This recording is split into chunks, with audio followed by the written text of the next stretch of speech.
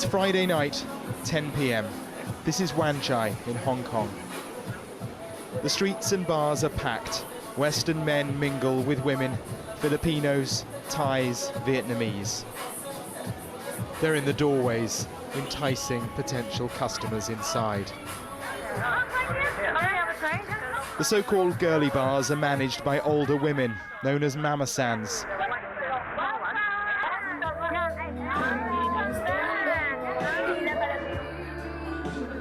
We meet a 26-year-old Filipino. On average, she says she goes back to customers' hotels twice a week.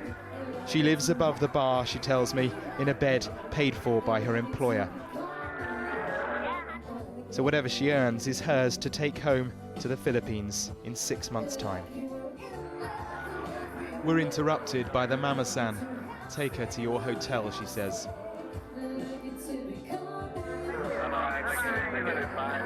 Next door, the mama-san tells us she's only got one girl left. Only one girl. The others are already earning extra cash at customers' hotels. Another of these women, not from this bar, agreed to talk to Sky News to tell us her story, why she's here and how she is. We meet the following morning and drive out of the district she's not left for the months she's been here. She doesn't want to be identified. Her employers will be angry.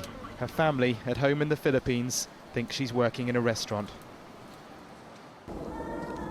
I'm here in Hong Kong for my family, of course. I already have a baby, so I have to take care of her. Yeah, that I never imagined that, I'm here doing this kind of job. No? But you feel you have to do what you're doing to support her? Yeah, I have to suffer, but I have to save for her future. You know what I mean? I want to send her in a good school so that at the end of the day, she won't do what I'm doing now. A few hours later, Sophie is back outside her bar.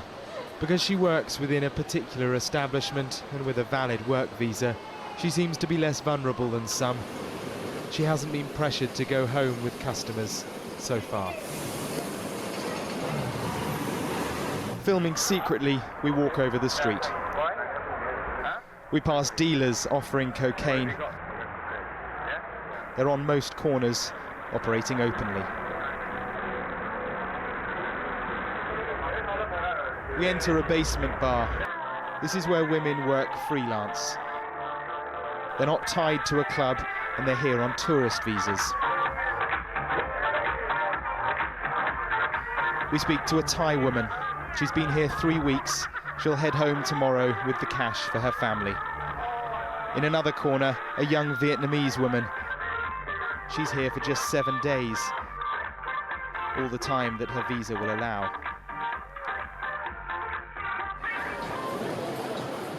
Outside, a unit of police head into another bar.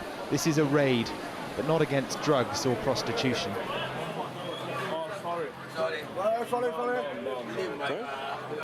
Well, this is a pretty regular occurrence. The police have just gone into a bar up the road. They raided it, the lights went on. They ask all the women working in there for their visas. If they're valid, they can stay and, frankly, continue soliciting. If they're not valid, they'll be arrested and deported.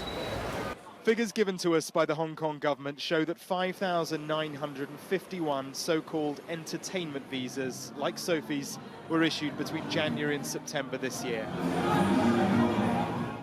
Some will be for legitimate singers and performers, others are for these young women. The government said they have no nationality breakdown. Exploitation of other persons. Patricia Ho is a lawyer. She says the agents who get the women here are traffickers and the Hong Kong government is complicit. The fact that they're granting hundreds, probably thousands of visas, they know full well that they're going to go into sex work, and they're going to be working for specific bars known to be offering these types of services to customers. Yeah, some people may call it easy money, but in my eyes, it may be fast money, but it's not easy at all. Yeah. What little support the women have comes from people like Kendi Yim. She trawls the bars and clubs with leaflets and advice. They are actually strong, they're tough, they they try to just make efforts to for a better future. You must miss her. Of course. For Sophie, it's a future for her daughter. I don't want to do this, I don't want to do this, but also in my heart, but I have to. She will work 12 hours a night, every night, for the next 5 months. Mark Stone, Sky News, in Hong Kong.